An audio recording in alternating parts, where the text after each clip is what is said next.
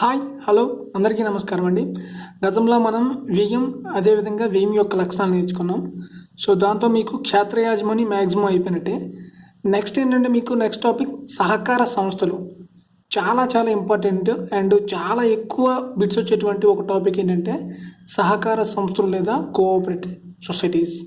అసలు సహకార సంస్థలు అంటే ఏంటి? పేరులో ఉంది సహకార అంటే సెల్ఫ్ హెల్ప్ గ్రూప్స్, అంటే ఒకరికి మరొకరు సహాయం చేసుకోవడం సహకారం. సో వీటిని ఇంగ్లీష్లో ఏమంటారంటే కోఆపరేటివ్ సొసైటీస్ అంటారు. అయితే ఈ సహకార సంస్థలు మన భారతదేశంలో ఎలా ప్రారంభమయ్యాయి, అసలు ఏంటి తెలుసుకుందాం. అయితే ముందుగా సహకార సంస్థల యొక్క ముఖ్య ఉద్దేశం ఏంటి, అసలు సహకార సంస్థలు అనేవి ముఖ్య ఉద్దేశం ఏంటంటే సో మనకి ఏంటంటే 19వ శతాబ్దంలోని సో ఎప్పుడైతే మనకి పారిశ్రామికరణ వచ్చిందో ఆ టైంలో మనకి సహకార సంస్థలు అనేది బాగా అభివృద్ధి చెందుతుంది. అసలు ఏ సహకార సంస్థ యొక్క ముఖ్య ఉద్దేశం ఏంటంటే ఒక్కరి కొరకు అందరూ, అందరి కొరకు ఒక్కరు. చాలా చాలా ఇంపార్టెంట్. సహకార సంస్థ యొక్క ముఖ్య ఉద్దేశం ఏంటంటే ఒక్కరి కొరకు అందరూ మరియు అందరి కొరకు ఒకరు. దీన్ని ఇంగ్లీష్లో ఏమంటే each for all, all for each.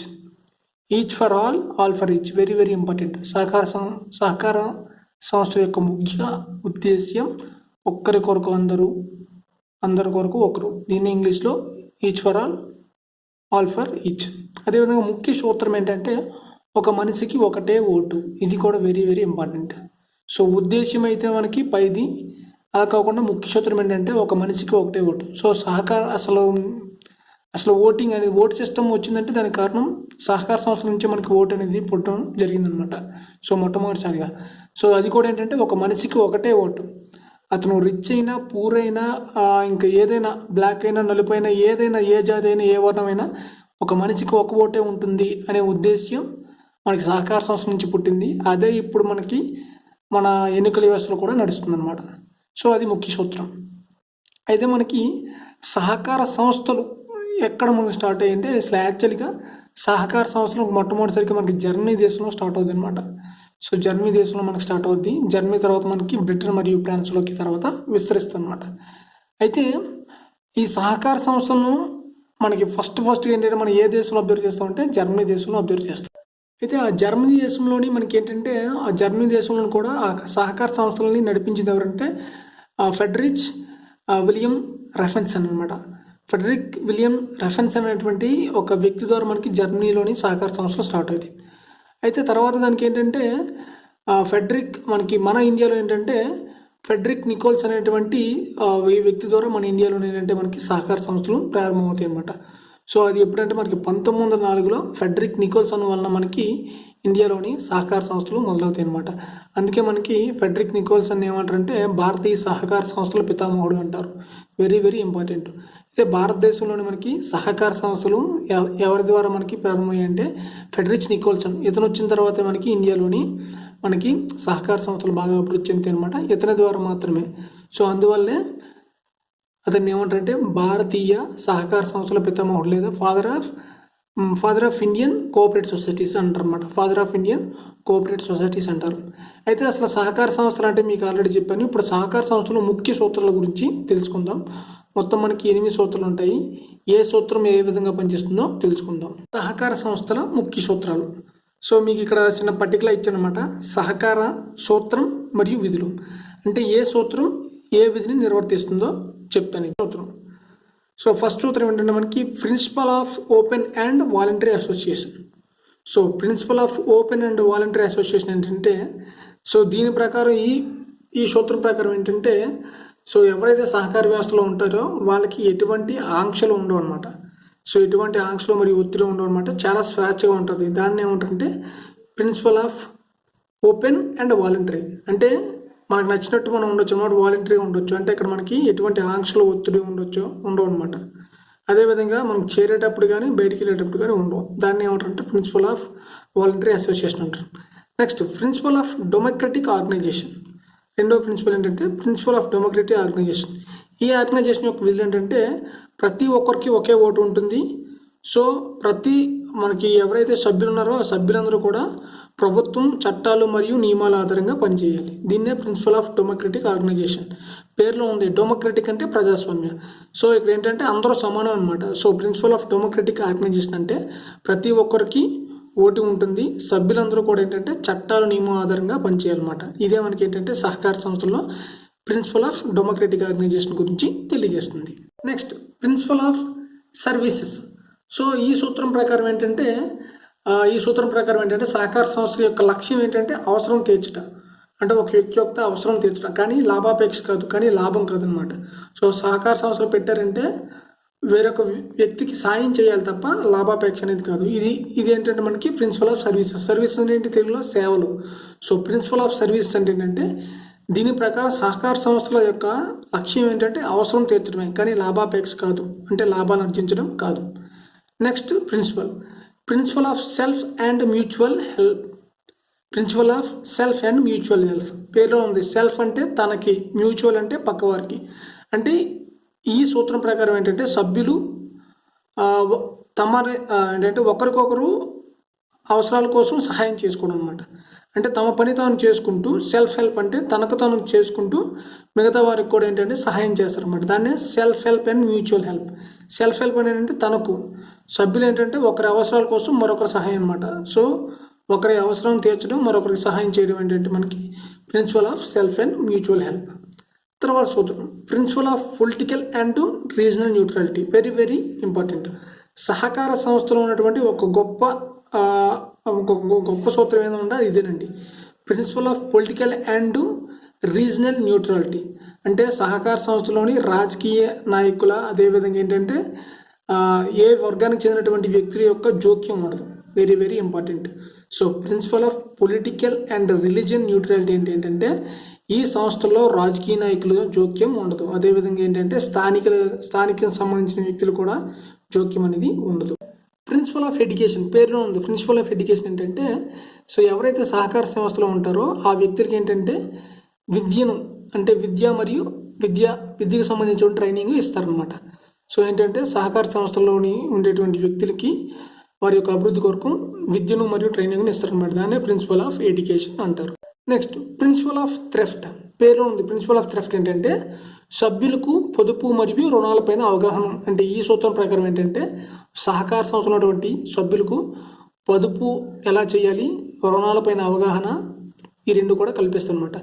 అంటే పొదుపు ఎక్కువ ఉండేటట్టు, అదేవిధంగా రుణాలు అనేవి తక్కువ ఉండేటట్టు అవగాహన కల్పిస్తారన్నమాట. అదంటే ప్రిన్సిపల్ ఆఫ్ థ్రెఫ్ట్. అంటే పొదుపు ఎక్కువ ఉంటే సేవింగ్స్ ఎక్కువ ఉన్నట్టు అనమాట. రుణాల యొక్క అవగాహన తెలియజేస్తే మనకి పొదుపు మరియు రుణాల యొక్క ఆవశ్యకతను తెలియజేసేది ఏంటంటే principle of thrift. Next last principle of honorary services. Very very important.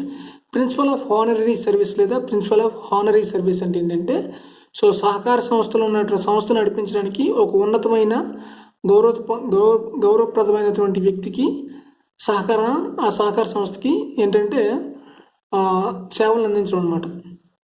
So ఏంటంటే ప్రిన్సిపల్ ఆఫ్ హానర్ సర్వీస్ అంటే ఏంటంటే సో ఒక సహకార సంస్థను మెయింటైన్ చేయడం కోసం గౌరవప్రదమైనటువంటి వ్యక్తులు సహకార సంస్థకి హెల్ప్ చేస్తూ ఉంటారు అన్నమాట. దాన్ని ఏమంటారంటే principle of honorary services. For example ఏంటంటే ఒక బాగా నడుస్తున్నటువంటి ఒక కోఆపరేటివ్ సొసైటీని ఒక కలెక్టర్ చేతికి అప్పగించి ఇంకా దాన్ని మంచిగా అయ్యేటట్టు చూడడం అనమాట. సో ఉన్నత వ్యక్తి ఏంటంటే హానరీ ఏంటంటే కలెక్టర్ అలాంటి ప్రభుత్వ ఉద్యోగులు అనమాట. దీన్నే ప్రిన్సిపల్ ఆఫ్ హానరీ సర్వీసెస్ అంటే ఉన్నత గౌరవమైనటువంటి వ్యక్తుల ద్వారా మనకు సహకార సంస్థలు నడిస్తే దాన్ని ప్రిన్సిపల్ ఆఫ్ హానరీ సర్వీసెస్ అంటారు. నెక్స్ట్ ఏంటంటే భారతదేశంలోని సహకార ఉద్యమాలు. సో ఇప్పుడు సహకార సంస్థలు అంటే ఏం నేర్చుకున్నాం, ఇప్పుడు భారతదేశంలో సహకార ఉద్యమాలు. అయితే భారతదేశంలోని సహకార ఉద్యమం మరియు చరిత్ర. అయితే భారతదేశంలోని సహకార ఉద్యమాలు మనకి రెండు రకాలుగా విభజించేశారు. అవేంటంటే pre independence, post independence. So pre independence ఏంటంటే స్వతంత్రానికి ముందు సహకార ఉద్యమాలు. పోస్ట్ ఇండిపెండెన్స్ అంటే ఏంటంటే మనకి స్వతంత్ర అనంతరం మన యొక్క సహకార ఉద్యమాలు. సో దీంట్లో మనకి ప్రీ ఇండిపెండెన్స్ అంటే స్వతంత్రానికి ముందు సహకార ఉద్యమాలు ఏంటంటే 1904 నుంచి 1911 వరకు ఉంటుంది అనమాట. ఇది ప్రీ ఇండిపెండెన్స్ మనకేంటి, ఇది ప్రీ ఇండిపెండెన్స్ సహకార ఉద్యమం. పోస్ట్ ఇండిపెండెన్స్ అంటే ఏంటంటే మనకి 1950 తర్వాత. సో 1950 తర్వాత వచ్చేంటంటే మనకి పోస్ట్ ఇండిపెండెన్స్ యొక్క సహకార సంస్థల గురించి తెలియజేస్తాను అనమాట. సో దీంట్లో ఫస్ట్ మనం ప్రీ ఇండిపెండెన్స్ పేర్లో ఉందంటే ఇండిపెండెన్స్ అంటే స్వతంత్రం, అంటే స్వతంత్రానికి ముందుకు సంబంధించినటువంటి సహకార సంస్థల ఉద్యమాలు. దీంట్లో ఫస్ట్ ఏంటంటే డెక్కన్ యాక్ట్ మనకి. సో ఫస్ట్ ఇండిపెండెన్స్కి ముందు మనకి ఫస్ట్ చేసినటువంటి డెక్కన్ యాక్ట్ అనమాట. సో ఇది మనకి ఏంటంటే 1879లో ఫస్ట్ డెక్కన్ యాక్ట్ చేస్తారనమాట. సో ఇదేంటంటే భూమికి సంబంధించింది డెక్కన్ యాక్ట్ 1879, 1879. తర్వాత ల్యాండ్ ఇంప్రూవ్మెంట్ యాక్ట్ ఏంటంటే మనకి 1893లో వస్తుంది. తర్వాత agriculture loan and act 1894, very very important. So మనకి డెక్కన్ యాక్ట్ అనేది ఏంటంటే 1879, ల్యాండ్ ఇంప్రూవ్మెంట్ యాక్ట్ ఏంటంటే మనకి 1893లో వస్తుంది. ఫస్ట్ అగ్రికల్చర్ లోన్ యాక్ట్ మనకి ఎప్పుడు వస్తుందంటే 1894లో వస్తుంది. తర్వాత మనకి ఫెడరిక్ నికోల్సన్ రిపోర్ట్.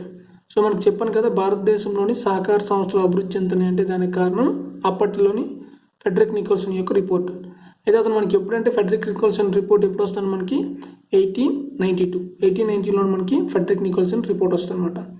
సో దాని తర్వాత ఏంటంటే ఇండియన్ ఫెమినే కమిషన్, ఇదే భారతీయ కరువు కమిషన్.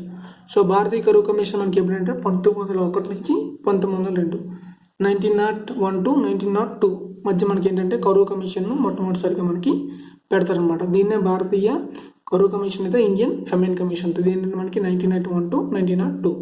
తర్వాత మొట్టమొదటి సహకార చట్టం, very very important. First cooperative act ఏంటంటే మనకి 1904లోనే ప్రవేశపెడతారు. దానికి కృషి చేసింది ఏంటంటే ఫెడరిక్ నికోల్సన్. సో మొట్టమొదటి సహకార చట్టం మనకి ఏంటంటే 1904లోని ప్రవేశపెడతారు, మొట్టమొదటి సహకార చట్టం. దానికి కృషి చేసింది ఎవరంటే Frederick Nicholson.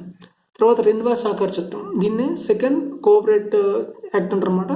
So second cooperate act ఏంటంటే 1912, 1912. సో 1912లో మనకి ఏంటంటే సెకండ్ కోఆపరేట్ యాక్ట్ వస్తుంది అనమాట. సో ఫస్ట్ కోఆపరేట్ యాక్ట్ 1904లో వస్తుంది ఫెడరిక్ నికోల్సన్. తర్వాత దీంట్లో ఉన్న లోపాలను సవరించడం కోసం రెండవ సహకార చట్టం మనకి 1912లోని వస్తుంది. ఎప్పుడైతే మనకి రెండవ సహకార చట్టంలో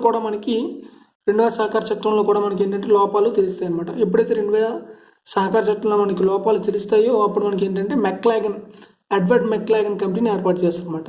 సో ఒకటవ చట్టంలో లోపాలను చేయడం కోసం రెండవ చట్టంలోని లోపాలను సవరించడానికి ఏంటంటే మనకి ఎడ్వర్డ్ మెక్లాగన్ కమిటీ మనకి 1914లోని ప్రవేశపెడుతున్నమాట. 1914లో మనకి ఎడ్వర్డ్ మెక్లాగన్ కమిటీ వస్తుంది. ఈ మెక్లాగన్ కమిటీ ఏంటంటే సో కోఆపరేట్ సొసైటీలో ఉన్నటువంటి మొత్తం లోపాలను ఏంటంటే 8 పాయింట్ల నుంచి 9 పాయింట్లుగా చెప్తుంది అనమాట. సో మనకి 1914లో మనకి ఏంటంటే మెక్లాగన్ కమిటీని ఏర్పాటు చేస్తారు. తర్వాత ఏంటంటే అతను 1914లో ఏర్పాటు చేసిన తర్వాత మనకి రిపోర్ట్ ఎప్పుడు ఇస్తారంటే 1915లో ఇస్తాడు ఈ రిపోర్ట్. తర్వాత ఏంటంటే మెక్లాగన్ కమిటీ రిపోర్ట్ అయిన తర్వాత కూడా దాంట్లో కూడా కొన్ని లోపాలు ఉంటాయి కదండి. ఆ లోపాలను కవర్ చేయడానికి ఇష్టం ఏంటంటే మనకి మౌంటెంగ్ మరియు చల్మస్ కమిటీ ఏర్పాటు చేస్తారనమాట. అది ఏంటంటే మనకి 1919. సో 1999 ఉన్నటువంటి మౌంటెంగ్ మరియు చల్మస్ కమిటీ ఏంటంటే ఎడ్వర్డ్ మెక్లాగన్ రిపోర్ట్లు ఇచ్చిన తర్వాత దాంట్లో ఉన్నటువంటి లోపాలను తెలియజేస్తారనమాట. తర్వాత Indian central bank committee. So Indian central bank committee మనకి ఏంటంటే 1925లో ఏర్పడుతుంది అనమాట. తర్వాత ఏంటంటే ఇండియన్ సెంట్రల్ బ్యాంక్ కమిటీ అదే ఫస్ట్ కమిటీ అనమాట. బ్యాంకులకు సంబంధించినటువంటి ఫస్ట్ కమిటీ ఏంటంటే ఇండియన్ సెంట్రల్ బ్యాంక్ కమిటీ. తర్వాత మనకి మద్రాసు సహకార బ్యాంక్ మనకి 1932లోని ఏర్పడుతుంది అనమాట. Very very important. ఫస్ట్ సహకార బ్యాంక్ ఏంటంటే మద్రాసు సహకార బ్యాంక్, అది ఏంటంటే 1932. దేశంలోని మొట్టమొదటి సహకార బ్యాంక్ ఏంటంటే మద్రాసు సహకార బ్యాంక్. అది మనకి ఎప్పుడంటే 1932లో ఏర్పడుతుంది అనమాట. Very very important. సో మొదట కమిటీ చేసింది ఏంటంటే 1925, కానీ మొదటి బ్యాంక్ ఏంటంటే సహకార బ్యాంక్ ఏంటంటే మద్రాసు సహకార బ్యాంక్ 1932. తర్వాత ఏంటంటే మద్రాసు సహకార బ్యాంక్ ఏర్పడిన తర్వాత మళ్ళీ మద్రాసు సహకార భూమి తనఖా బ్యాంక్, ఇది ఏంటంటే మద్రాస్ ల్యాండ్ బ్యాంక్ అంటారు అనమాట. ల్యాండ్ బ్యాంక్ మనకి 1934లో ఏర్పడుతుంది. ఇది కూడా ఇంపార్టెంట్ అనమాట. అంటే కేవలం భూమిని ఆధారంగా చేసుకొని రుణాలు ఇచ్చేటువంటి బ్యాంక్ అనమాట. అదేంటంటే మద్రాసు సహకార భూమి తనఖా బ్యాంకు. అది ఏంటంటే 1934లో ఏర్పడుతుంది, 1934. దీని తర్వాత ఏంటంటే మనకి కమిటీ అనమాట. అది ఏంటంటే ఫస్ట్ డిఆర్ గడ్గిల్, దాని తర్వాత మనకి ఏంటంటే డిఆర్ గాడ్గిల్ కమిటీ ఒకటి ఏర్పడుతుంది. అది ఎప్పుడంటే 1944లో ఏర్పడుతుంది అనమాట. అది డిఆర్ గాడ్గిల్ కమిటీ. ఇదేంటంటే అగ్రికల్చర్ ఫైనాన్సెస్ సబ్ కమిటీ. అంటే అగ్రికల్చర్ ఫైనాన్స్ అంటే అగ్రికల్చర్ అప్పుల కోసం అనమాట. మొట్టమొదటి ఏర్పాటు చేసినటువంటి కమిటీ ఏంటంటే DR Gadgil committee. Very very important. So DR Gadgil committee మనకి 1944లో ఏర్పడుతుంది. దీని యొక్క ఉద్దేశం ఏంటంటే అగ్రికల్చర్ ఫైనాన్సింగ్ సబ్ కమిటీ అనమాట. ఇతని తర్వాత ఏంటంటే ఇతను కమిటీ చేసిన తర్వాత కూడా కొన్ని లోపాలు ఉంటాయి కదా, దాన్ని సవరించడం కోసం నెక్స్ట్ మనకి ఆర్జీ సరయ్య అనేటువంటి కమిటీ ఏర్పడుతుంది. అది ఎప్పుడంటే మనకి 1945లో ఏర్పడుతుంది. దీని ఉద్దేశం ఏంటంటే cooperative planning. So cooperative planning సిఫార్సు చేసినటువంటి కమిటీ ఏంటంటే ఆర్జే సరయ్య. అలా కాకుండా అగ్రికల్చర్ ఫైనాన్స్ కమిటీని ఏర్పాటు చేసింది ఏంటంటే డిఆర్ గాడ్గిల్ కమిటీ. సో ఇంతటితో మనకి ఏంటంటే ప్రీ ఇండిపెండెన్స్ సంబంధించినటువంటి సహకార అంటే ప్రీ ఇండిపెండెన్స్లో మనకి జరిగినటువంటి మార్పులన్నీ కూడా ఇంతటితో అయిపోయినట్టే. తర్వాత మనం పోస్ట్ ఇండిపెండెన్స్ గురించి తెలుసుకుందాం.